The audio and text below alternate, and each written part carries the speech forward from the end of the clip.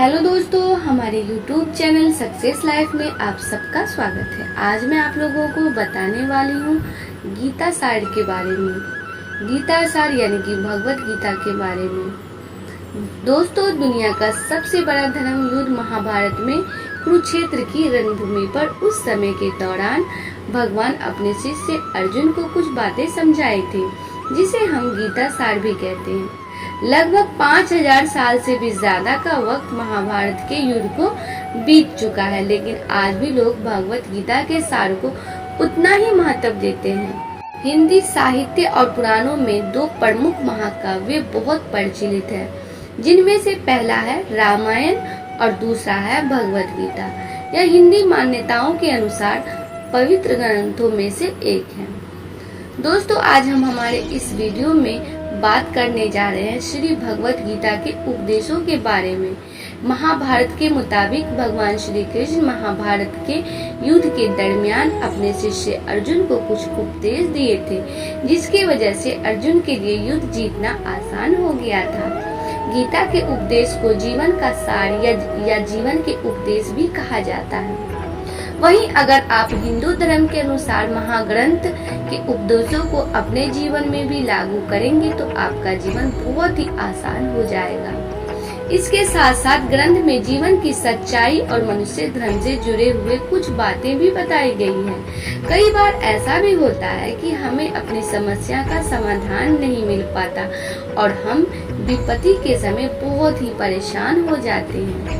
कई लोग तो अपने गुस्से पर अपना आपा खो बैठते हैं या फिर अपनी समस्या से भी विचलित होकर भाग पड़ते हैं। ऐसे में गीता में दी गई उपदेश हमारे जीवन की सारी समस्याएं चुटकी में हल कर सकती है और हमें अपने जीवन जीने के लिए एक बेहतर कला सिखाती है, साथ ही अपने जीवन में सफल होने की प्रेरणा भी देती है। दोस्तों, महाभारत के युद्ध के दरमियान भगवान श्री कृष्ण ने अर्जुन को गीता के उपदेश बताए, जिससे सुनकर अर्जुन को ज्ञान की प्राप्ति हुई थी। गीता के उपदेश नहीं केवल अर्जुन के लिए थे, बल्कि यह संपूर्ण मानव प्रचलित के लिए है। गीता के उपदेश नहीं केवल अर्जुन के लिए थे, बल्कि यह संपूर्ण मानव प्रजाति के लिए है। मनुष्य के जीवन में सफलता पाने के लिए भगवत गीता में दिए गए उपदेश एक मंत्र की तरह काम कर सकते हैं। तो चलिए दोस्तों, अब जानते हैं गीता सार के बारे में, जो इंसान के अंदर चल रही उठापटक को शांत करके उन्हें सफल जीवन जीने के लिए मदद करती है। भगवत गीता के एक श्लोक में भगवान श्री कृष्ण ने मानव के शरीर की तुलना एक कपड़े के टुकड़े से की है। मतलब मनुष्य शरीर एक ऐसा कपड़ा है जिसे आत्मा अपने हर जन्म में बदलती रहती है। इसका मतलब मनुष्य का शरीर आत्मा के लिए एक अस्थायी वस्त्र की तरह है, जिसे उसे अपने हर जन्म में बदलना पड़ता है। गीता का यह उपदेश हमें यह सिखाता है कि हमें मनुष्य की आत्मा से प्यार करना चाहिए, उनकी पहचान उनकी आत्मा से करनी चाहिए। हमें मनुष्य के शरीर से आकर्षित नहीं होना चाहिए। मनुष्य के भीतर मन को समझना ही उचित होता है। जो लोग मनुष्य के शरीर से ही केवल प्यार करते हैं, ऐसे लोगों के लिए गीता का उपदेश बहुत कुछ सिखाने वाला साबित हो सकता है। दोस्तों, गीता के इस उपदेश में भगवान श्री कृष्ण ने यह बताया है कि इंसान को जन्म मरण के चक्र के बारे में जान लेना चाहिए, क्योंकि मनुष्य के जीवन का एकमात्र सच जो है वो है मृत्यु। क्योंकि जिस भी इंसान ने इस दुनिया में जन्म लिया है, उसे एक न एक दिन इस संसार को छोड़कर जाना ही पड़ता है और यही इस दुनिया का अटल सत्य है। लेकिन इस बात से भी नकारा नहीं जा सकता है कि हर इंसान अपनी मौत से भयभीत रहता है। इसलिए मनुष्य को जीवन की अटल सच्चाई को जान लेना चाहिए और अपनी वर्तमान की खुशियों को भी खराब नहीं करनी चाहिए। दोस्तों, गुस्से पर काबू करना चाहिए, क्योंकि क्रोध से व्यक्ति का नाश हो जाता है। भगवान श्री कृष्ण ने इस उपदेश में यह बताया है कि क्रोध से मनुष्य को भ्रम पैदा होता है और भ्रम में वो अपनी बुद्धि का विनाश कर बैठता है। क्रोध में जब मनुष्य की बुद्धि काम नहीं करती है, तब मनुष्य का तर्क वितर्क करने की क्षमता नष्ट हो जाती है और व्यक्ति का वही नाश हो जाता है। इसी तरह हर एक व्यक्ति को अपने गुस्से पर काबू करना सीखना चाहिए। मनुष्य गुस्से में कई बार ऐसा काम कर देते हैं जिससे उसके बाद में जाकर हानि का सामना करना पड़ता है। वहीं अगर मनुष्य अपने क्रोध पर काबू नहीं कर पाए तब वो कोई गलत कदम उठा बैठता है। जब भी मनुष्य के मन में क्रोध की भावना उत्पन्न होती है तब मनुष्य का मस्तिष्क काम करना बंद कर देता है और वो सही गलत का वो उचित फैसला नहीं कर पाता है। इसलिए हमेशा मनुष्य को अपने क्रोध को काबू रखना चाहिए और अपने मन को शांत रखना चाहिए, क्योंकि गुस्से में लिया गया फैसला आपको गहरी क्षति पहुंचा सकता है। दोस्तों, व्यक्ति अपने कर्मों को नहीं छोड़ सकता है। भगवान श्री कृष्ण ने गीता के सार में यह बताया है कि कोई भी व्यक्ति अपने कर्मों को नहीं छोड़ सकता, जिसका मतलब व्यक्ति साधारण समझ के साथ अपने कर्मों में लगे रहते हैं। उन्हें अपने कर्म से हटना या छोड़ना नहीं चाहिए, क्योंकि वो ज्ञानवादी नहीं बन सकते हैं। वहीं अगर मनुष्य अपने कर्मों से पीछा छुड़ा ले या अपने कर्म करना बंद कर दे तब वो अपने रास्ते से भटक जाता है। संसार का नियम है जिसके मुताबिक मनुष्य को अपने कर्मों को करते रहना होगा। जो व्यक्ति अपने कर्मों से बचना चाहता है या वो अपने कर्म को करना बंद कर देता है, ऐसी परिस्थिति में वह मनुष्य मन ही मन में डूबता जाता है। अर्थात जिस व्यक्ति का जो स्वभाव होता है वो उसी के मुताबिक अपने कर्मों को करता है। मनुष्य को देखने का नजरिया अलग होना चाहिए। गीता के सार में मनुष्य के देखने के नजरिए के बारे में भी कुछ बातें बताई गई हैं। इसमें लिखा गया है कि जो व्यक्ति ज्ञान को और कर्मों को एक रूप से देखता है उस व्यक्ति का नजरिया सही है। अज्ञानी पुरुष के पास ज्ञान नहीं होता, इसी वजह से वो हर किसी भी चीज को गलत नजरिए से ही देखते हैं। गीता के सार में ऐसे मनुष्य के बारे में भी बताया गया है जो मनुष्य अपने मन को काबू में नहीं रख पाते हैं। ऐसे लोग का मन इधर से उधर भटकता रहता है। ऐसे मनुष्य का मन उनके लिए शत्रु के समान काम करता है, क्योंकि मन के व्यक्ति के मस्तिष्क पर बहुत गहरा प्रभाव डालता है। जब मनुष्य का मन स्थिर रहता है तो वह व्यक्ति भी सही तरीके से अपना काम करता है। दोस्तों, खुद का आकलन करें। गीता के सार में यह भी बताया गया है कि मनुष्य को सबसे पहले अपनी खुद का आकलन मतलब खुद के बारे में जान लेना चाहिए। खुद की काबिलियत और क्षमता को जानना ही मनुष्य को आत्मज्ञान की प्राप्ति का करा सकता है। जब तक मनुष्य खुद के बारे में जान नहीं लेगा तब तक उस मनुष्य का उद्धार नहीं हो सकता। दोस्तों, श्री भगवत गीता में श्री कृष्ण ने ये भी बताया है कि हर एक मनुष्य को अपने आप पर पूरा भरोसा करना चाहिए, क्योंकि जो लोग खुद पर विश्वास करते हैं वो अवश्य ही सफलता प्राप्त करते हैं। ऐसा भी बताया जाता है कि जो व्यक्ति जैसा विश्वास करता है आखिरकार वैसा ही बन जाता है। जो मनुष्य अपना कर्म नहीं करते हैं और पहले से ही अपने कर्म का परिणाम के बारे में सोचने लगते हैं, ऐसे लोगों के लिए गीता का यह सार बड़ी सीख देने वाला साबित हो सकता है। दोस्तों, भगवान श्री कृष्ण ने इस उपदेश में यह बताया है कि मनुष्य को कर्मों को करते रहना चाहिए और यह नहीं सोचना चाहिए कि इस कर्म का क्या परिणाम होगा, उनको प्राप्त होगा, क्योंकि कर्म का फल तो हर एक इंसान को मिलता है। इसलिए मनुष्य को चिंता न करके अपने कर्मों पर ध्यान देना चाहिए। ऐसा करने पर वो अपने किसी भी काम को सच्चे मन से करते हुए नजर। दोस्तों, मनुष्य के जीवन में सुख दुख दोनों ही स्थिति का अनुभव होता रहता है। सुख की स्थिति में मनुष्य ज्यादा ही प्रसन्न हो जाता है, तो वहीं दुख की स्थिति में मनुष्य निराशा महसूस करता है। इसलिए सुख और दुख दोनों ही स्थिति में मनुष्य को अपने मन पर काबू रखकर उसे स्थिर रखना योग्य कहलाता है। जब कोई भी मनुष्य सांसारिक इच्छाओं को त्याग करके फल की चिंता न करे, अपने कर्मों को करता रहे, तो उसी स्थिति को मनुष्य योग में स्थित कहलाता है। जो मनुष्य अपने मन को काबू कर लेता है वो मनुष्य का मन ही उसका सच्चा मित्र बन जाता है।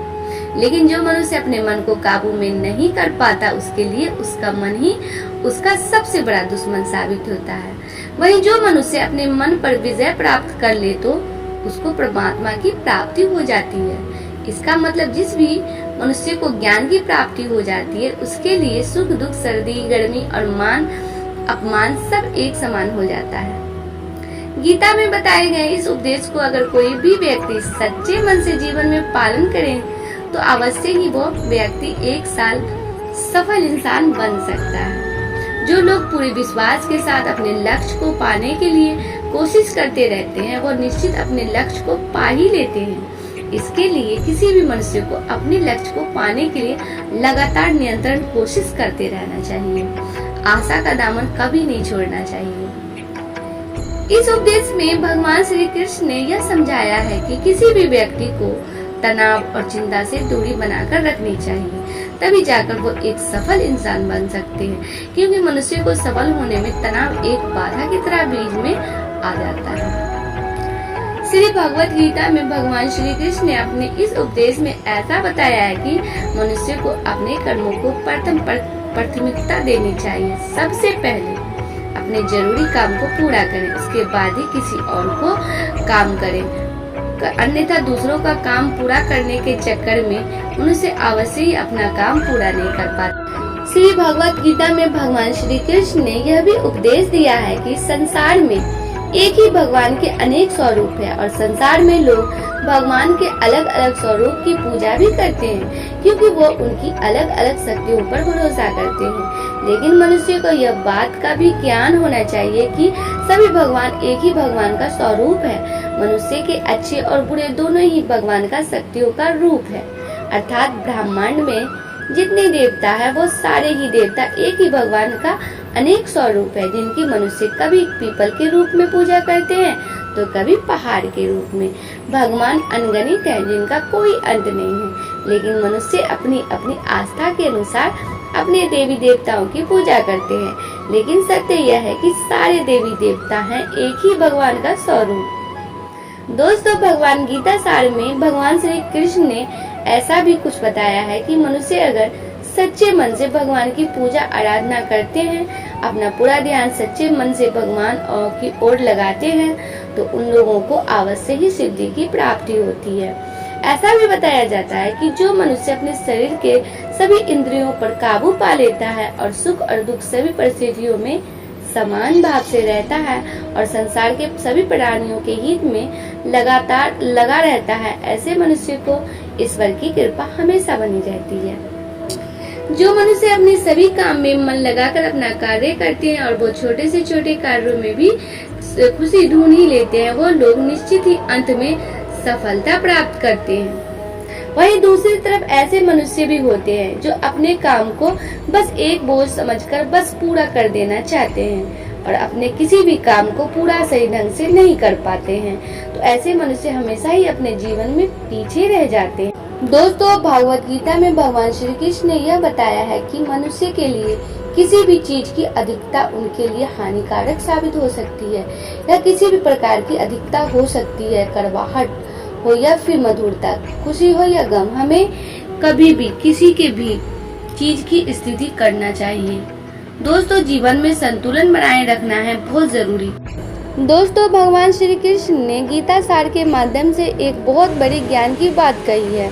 जो मनुष्य बहुत मतलबी होते हैं और उनके बस अपने मतलब से मतलब होता है और वह अपना मतलब पूरा करने के लिए कुछ भी कर सकते हैं, उन लोगों का भी कभी भी भला नहीं होता है।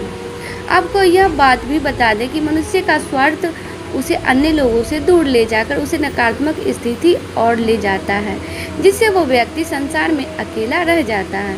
वहीं गीता में ये भी कहा गया है कि एक ही स्वार्थी व्यक्ति शीशे में फैले धूल की तरह होता है, जिसकी वजह से वह व्यक्ति अपना सही प्रतिबिंब कभी देख नहीं पाता। इसलिए किसी भी व्यक्ति को अगर जीवन में खुशीपूर्वक अपना जीवन व्यतीत करना हो तो अपने स्वार्थ को कभी भी अपने पास नहीं आने दे, क्योंकि एक स्वार्थी मनुष्य दोस्ती में भी अपना स्वार्थ निकालने की कोशिश करता रहता है। इसलिए जीवन में ऐसा मनुष्य बने जो अपने साथ साथ लोगों की भलाई के बारे में भी सोचे, तभी जाकर वो मनुष्य एक सफल और खुशीपूर्वक अपना जीवन व्यतीत करता हुआ नजर आता है।